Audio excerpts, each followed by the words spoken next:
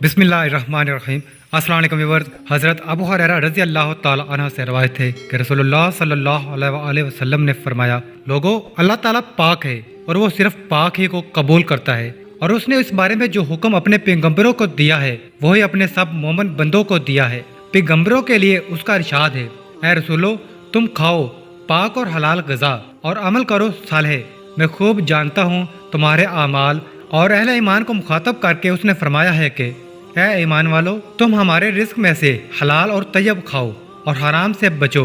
उसके बाद हजूर सल्लल्लाहु अलैहि वसल्लम ने जिक्र फरमाया, एक ऐसे आदमी का जो तवील सफ़र करके किसी मुकद्दस मकाम पे ऐसी हालत में जाता है कि उसके बाल परगंदा है और जिस्म और कपड़ों पर गर्द गबार है, और आसमान की तरफ हाथ उठा के याद करता है, ऐ मेरे रब, ऐ मेरे परवरदिगार, और हालत ये है कि उसका खाना हराम है, उसका पीना हराम है, उसका लिबास भी हराम है, और हराम ग़िज़ा से उसका नशो नुमा हुआ है, तो ऐसे आदमी की दुआ कैसे कबूल होगी। तशरी, आज बहुत से दुआ करने वालों के दिलों में यह सवाल उठता है कि जब दुआ और उसकी कबूलियत बरहक है और दुआ करने वालों के लिए अल्लाह का वादा है, तुम दुआ करो मैं कबूल करूँगा, तो फिर हमारी दुआएं कबूल क्यों नहीं होती।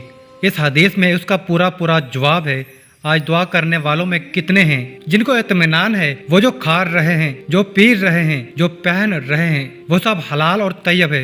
अल्लाह ताला हमारे हाल पर रहम फरमाए।